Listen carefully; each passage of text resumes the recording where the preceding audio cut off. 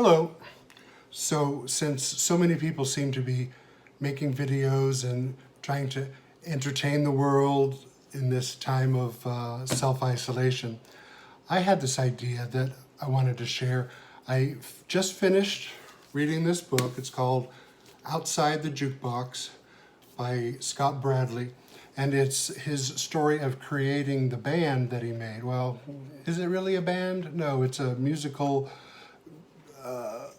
extravaganza called Postmodern Jukebox. And I'm guessing many of you have heard of Postmodern Jukebox, but if you haven't, basically he's doing this interesting thing. He's taking pop songs from today, some good, some not so good, and he's rearranging them with an old-time jazz feel or a big band swing era feel to them. So they've got a whole new vibe going on, and he's giving them life, and it's fun and interesting, and it's a great showcase for all these people that he's playing with and the singers that he brings on and stuff. So I've been watching their videos for a few years, and I saw that he made this book about 2 years ago, and so I got it from Amazon.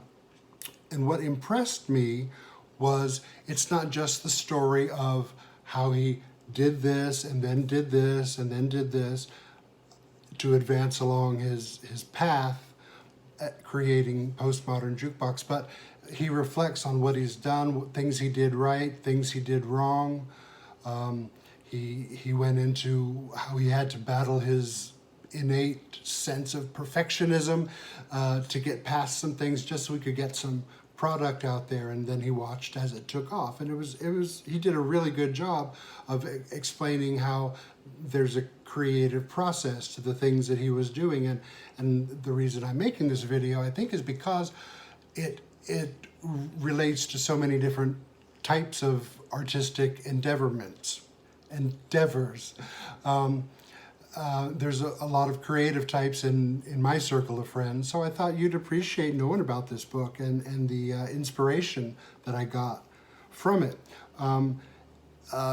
Some examples that I thought really made the book come alive are the fact that you can read a paragraph about a particular video that he's done and learn a little bit about what they're trying to do, what they were doing with the arrangement, how it differed from the original material. For example, I mean, just one example out of dozens, they did a cover of Sweet Child of Mine from Guns N' Roses, but they covered it with this soul singer, middle-aged woman, gave it a kind of New Orleans bluesy feel to it, and just knocked it out of the ballpark. It is great.